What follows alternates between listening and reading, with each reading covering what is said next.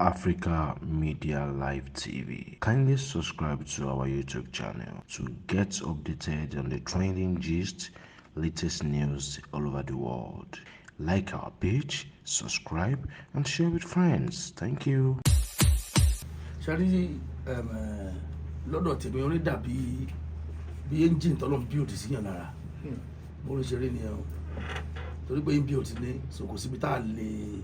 so dynamism wà nù ẹ̀ ó wà customized ni dynamism wà bẹ́ẹ̀ ó ṣe nǹkan tí wọ́n fẹ́ nù ẹ̀ ó pé síbẹ̀ ẹ̀ tó understand sir so àti pé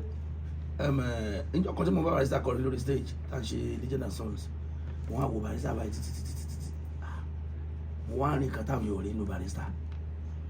so tá a bá sọ táwọn ọ̀dà Òṣùpá kọrin ju Barister lọ màá rẹ́rìn ẹ̀rí apá mi torí pé Barister pọ̀ gan bàbá pọ̀ ó lóhùn ó lóye ó wà dynamic ó pọ̀ gan kò tí ì sọ lórí tó pọ̀ tó Barister ó súnmọ́ ní mi débẹ̀ Ọlọ́run lè gbé mi débẹ̀. àlàyé kan tó confuse àwọn èèyàn fún yín pa Barister side bẹ́ẹ̀ làwọn èèyàn rí ni Barister ó gùdù ní mimicry pé mimicry yàn kí n kọrin mẹ́rin ṣe kọrin ó gùdù Barister dẹ̀ gùdù ní creativity bọ̀ púpọ̀ nínú kan tí Barister ń fi sínú orin yẹn mimicry yẹn pọ̀ ju creativity yẹn lọ ṣùgbọ́n ó ní creativity yẹn gan jẹ̀mí gan jẹ̀mí náà bàbá ọ̀pọ̀ ẹ̀mọ̀ pé mi sè mi base lórí creativity yẹn nìkan ni mo dúró lé ní ọmọ tó ń bí voice pé kéèyàn kọrin kan sọ pé Barister lè kọrin bí Yusufu náà tó jí kẹrọ pé Yusufu ló ń kọrin gbogbo kankan bẹ́ẹ̀ ó lè ṣe èmi ò mọ̀ mi mọ̀ ń pa ibi kò mi tiẹ̀ ní tẹ́sí lónìí bó ti wá wọnú ẹ̀ gbogbo aspect music pátápátá ní Barister ló pé sí ó ní voice control ó ní kò sí kan tí ò ní gbogbo náà lónìí táwọn sọ pé ẹlòmíà ló ń kọrin kan jẹ́ kó kọ́ 30% nìkan ní Barister kan kò sí ohun tí mo ń sọ pa kiri mimicry àmọ́ mi pe adaptation ẹ̀ ti understand adaptation makeover ẹ̀ ti understand so mo lè ṣe mo ṣe pé mi lè ṣe but mo kàn fi ń sọ̀rọ̀ pé Barister ó wọnú ẹ̀ ju àlọ́ ẹ̀ nínú ẹ̀ lọ so yẹn làwọn èèyàn fi mọ̀ ọ́n máa ń sọ pé Òṣùpá ju Barister lọ creativity kò ń fi creativity rẹpẹtẹ sínú ẹ̀ tó bá ń kọ́ torí pé ó ṣòro láti bá a fẹ́ pè náà láti project nǹkan tuntun so ló jẹ́ pé díẹ̀díẹ̀ ló máa ń fi sí ó lè fi bẹ̀rẹ̀ rẹ́kọ̀dì kọ̀ọ̀kan tó ẹtíkẹ́tì kan tó èmi fi sí ló dídí ni ó take time ojú yóò máa rí nǹkan kan tó bá fẹ́ ṣe orin yẹn máa kọ́ máa dàbí ewì létí àwọn èèyàn ni because nǹkan tuntun ló kọ́ introduce wọn sí so pain yẹn lè mi go through pain yẹn ni bàbá ò fẹ́ go through ẹtíkẹ́tì kan tí mo ń sọ pé kí n introduce nǹkan tuntun káwọn ẹ̀ṣẹ̀ máa gbọ́ kọ́ṣẹ́ wà láìkẹ́ wà wá used to nǹkan yẹn mo ṣe jẹ́ àwọn wàhálà tó wà ń bẹ̀ yẹn wàhálà ti sọ̀rọ̀ ẹlẹ́ẹ̀mejì kan tó gbọ́ irú sí mo lè má rí ibi tó rí mọ́ wọ́n ti mọ Òṣùpá tí wọ́n ti yé wọn so wàhálà yẹn ni bàbá ò fẹ́ go through nǹkan tó ṣe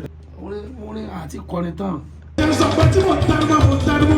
abẹ́tọ̀rọ̀ àlùbárí lórí iṣẹ́ Fuji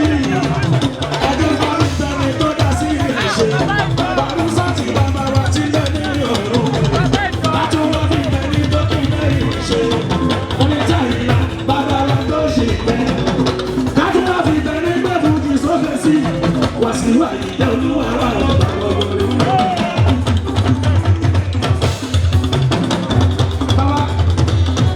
gbogbo bẹ̀bẹ̀ má fọ́. Ayinde báyé bá ń jẹ́yé, bẹ́yàn bá ń jẹ́ òtítì rẹ̀ yóò sì máa bẹ̀rẹ̀. Báyé bá ń jẹ́yé, bẹ́yàn bá ń jẹ́ òtítì rẹ̀ yóò sì máa bẹ̀rẹ̀. Àìná àsìkò báyé bá ń jẹ́yé, bẹ́yàn bá ń jẹ́ òtítì rẹ̀ yóò sì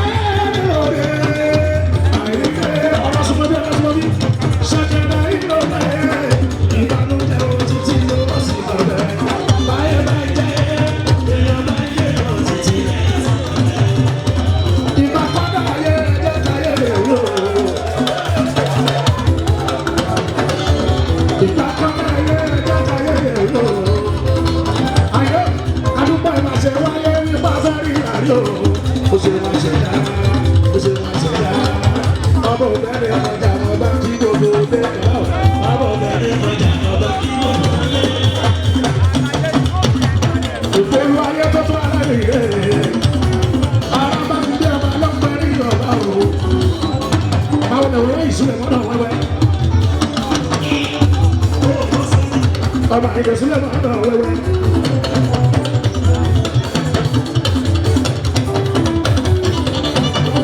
Ọlọ́wọ́ ọmọdé bí o congratulations èmi yẹ o ọmọ àdúgbò ọmọdé bí congratulations èmi yẹ o bàbá ìdílé lábí àbí àbí birthday to you àbí àbí àbí birthday to you.